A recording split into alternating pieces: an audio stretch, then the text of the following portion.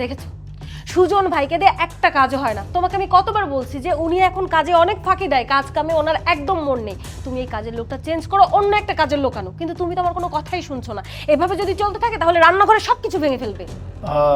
বললাম তো, আমি বাসার দারোয়ানের কাছে বলছি যে একটা নতুন কাজের লোক ঠিক করে দিতে। মনে হয় 2-3 দিনের মধ্যে একজন কাজের লোক পাঠিয়ে দিবে। যত তাড়াতাড়ি সম্ভব তাড়াতাড়ি কাজের লোকটা আনো। সুজন ভাই, কি ভেঙেছেন? ম্যাডাম একটা চায়ের কাপ ভাঙছে।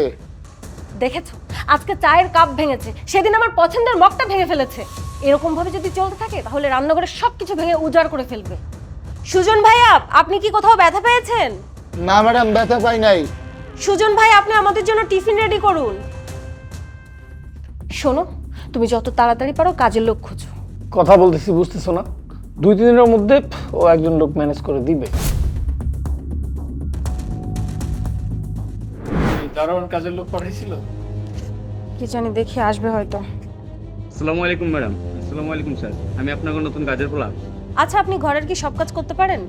ম্যাডাম, আমি ঘর মুছতে পারি, কাপড় ধুতে পারি, ঘর ঝাড়ু দিতে পারি, রান্না করতে পারি, সব পারি ম্যাডাম। আচ্ছা, আমাকে একটা কথা বলুন তো, এতদিন যাবত আপনি কোথায় কাজ করতেন? পাশের বাসায় দোতলায় কাজ করছি। ঠিক আছে, দক্ষিণ সাইডের রুমটা পরিষ্কার করে দাও, যাও।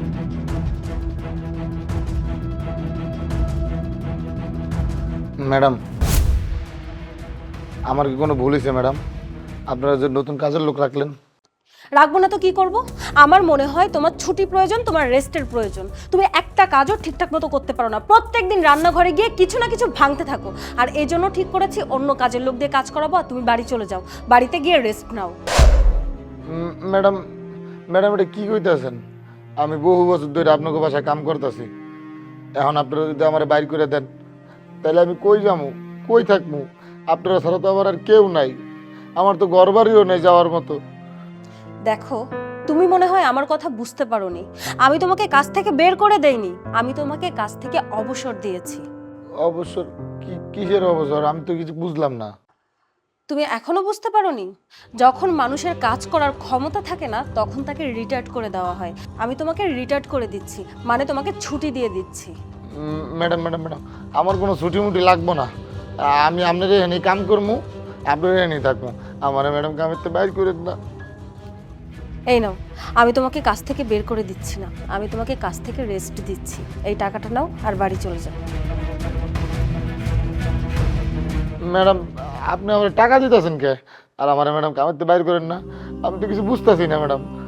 ম্যাডাম, ম্যাডাম আমি হাত জোর করে কইতাছি ম্যাডাম, আজকের পর তো আমি আর কোনো ভুল করবো না, কোনো কিছু ভাঙবো না।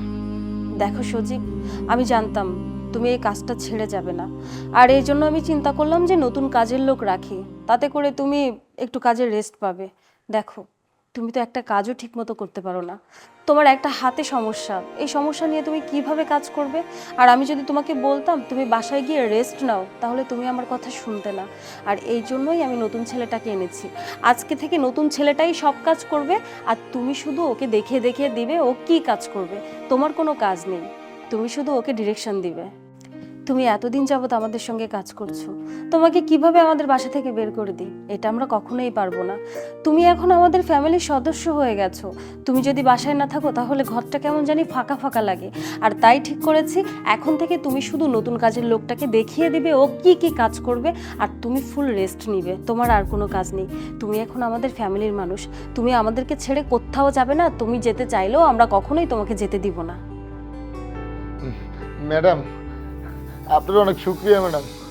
আমি তো মনে করছিলাম যে আপনারা মনে হয় আমার বাইর করে দিতেছেন, না বাইর করে দিতেছেন না।